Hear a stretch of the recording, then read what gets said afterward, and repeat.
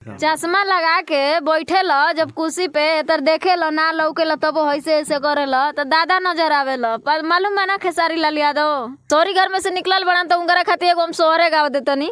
हरे जुग जुग जिया सुलाला नावा भवनावा के भाग जागल हो रे करब इंतजार यार पीपरा के छाँव में।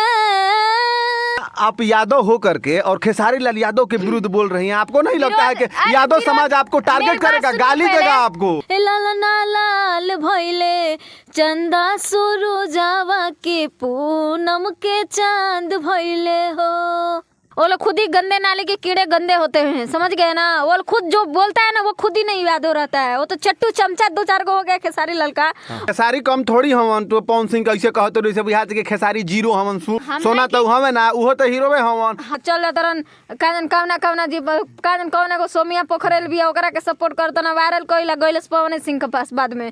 आपको गाली जैसे अनुपमा यादव को लोग टारगेट किए। हाँ। अनुपमा यादव कहे कि यादव की लड़की नहीं है, ये यादव नहीं है असली, यादव नहीं है असली, हई नहीं है असली, हऊ नहीं है। उसी तरह आपको भी लोग कहेगा कि पलक राज यादव यादव नहीं है, ये नकली यादव है। तब क्या कीजिएगा? हई गादी हऊ चाची के बाची गादी हई गादी हऊ गादी अपने तो आगे बढ़ने में लगा रहता है। कहता गरीबों का बहुत सपोर्ट करता हूँ मैं, गरीबों झुटिया का आंसू नहीं आता है पानी लगा के, गरीबों का मैं तो बहुत सपोर्ट करता हूँ। हमारी भोजपुरी अब दो भागों में बढ़ चुकी है। पहला भाग भारत और दूसरा भाग पाकिस्तान। यानी कि पवन सिंह और खेसारी बनाम ये पूरी भोजपुरी इज इक्वल टू हो गई है कि लड़का तोहरे के पापा कहता। लेकिन एक पंच लाइन और वायरल हो रहा है कि लड़का तोहरे के चाचा कहताटे। यही जो पंच लाइन है पूरी भोजपुरी इंडस्ट्रीज में खलबली मचाई हुई है। और हमारे भोजपुरी के जो दर्शक हैं वो भारत बनाम पाकिस्तान का युद्ध कर रहे हैं। और देखिए हमारे साथ भोजपुरी इंडस्ट्रीज की ही एक गायिका है और इनका जो नाम है वो पलक राज यादव है। और हम अब यादव हैं तो पहले पूछना चाहेंगे कि आप किस खेमे से हैं? खेसारी के खेमे से हैं कि पवन सिंह के खेमे से हैं?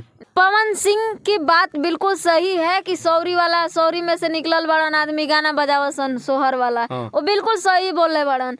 हमरा कहे का मतलब बा कि चश्मा लगा के बैठे ल जब कुर्सी पे तर देखे ल ना लौके ल तब ऐसे ऐसे करे ल तो दादा नजर आवे ल। पर मालूम बा ना खेसारी लाल यादव अब पवन सिंह के कैसे कह दिल कि चाचा लगातार हीरोइन सबसे स्मार्ट तो पवन सिंह लागेलन।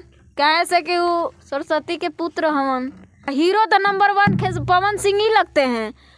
कहते हैं कि हीरोइन अरे चाचा लगा तेरा फिल्म में काम कर छोड़ दो, वीडियो में काम कर छोड़ दो, काम मत करो तो का घरे बैठ के झाल बजाइए कि तबला बजाइए। पवन सिंह सबसे स्मार्ट लगते हैं तो पवन सिंह भोजपुरी में। अच्छा आप यादव हो करके और खेसारी लाल यादव के विरुद्ध बोल रही हैं। आपको नहीं लगता है कि यादव समाज आपको टारगेट करेगा, गाली देगा आपको? गाली देगा? किस लिए गाली देगा जी? जब सपोर्ट नहीं करता है तो गाली क्यों देगा? जब गरीबों लड़कियों को सपोर्ट नहीं करता है, झूठों का कहता कमल बांट दिए, हाई बांट दिए गरीबों में, हाई कर दिए, क्यों उसका सपोर्ट करेंगे हम? क्यों सपोर्ट करेंगे? यादव जाती हैं तो अपने घर पे ना है कि उसके घर जा रहे हैं मांगने हम ना। वो तो ठीक है कि आप अपना कमाती हैं अपना खाती हैं, लेकिन जो यादव के लोग हैं आपके समाज के लोग हैं वो लोग आपको गाली देंगे, कहेंगे कि आप यादव हैं ही नहीं। अब बताइए तो क्या गाली देंगे तो उनको हम समझ लेंगे बढ़िया से। आपको गाली जैसे अनुपमा यादव को लोग टारगेट किए। हाँ। अनुपमा यादव कहे कि यादव की लड़की नहीं है, ये यादव नहीं है असली, यादव नहीं है असली, हई नहीं है असली, हऊ नहीं है। उसी तरह आपको भी लोग कहेगा कि पलक राज यादव यादव नहीं है, ये नकली यादव है। तब क्या कीजिएगा? तो कहने वाले को कहने दीजिए ना, कहने वाले को मुंह कोई रोका है? कहने वाले का तो मुंह गंदा खुद ही होता है। वो लोग खुद ही गंदे नाले के कीड़े गंदे होते हैं, समझ गए ना। वो खुद जो बोलता है ना वो खुद ही नहीं याद हो रहता है। वो तो चट्टू चमचा दो चार को हो गया खेसारी लाल का। वही सब एकदम बेचैनी के टाइप में रहता है, एकदम हमेशा बेचैनी रहता है। वो लोग तो चाटने की बस आदत हो गई है, जिधर मिलेगा कड़ा दाम उधर चाटेंगे बस। वो लोग खुजली होते रहता है, उन लोग का खलबली मचे रहता है। यादव जरूर है हम, लेकिन जब हमारा सपोर्ट नहीं को करता तो उसको हम 0/0 समझते हैं। जावर जाने लो का होंगर एजे शुरू एजे खत्म।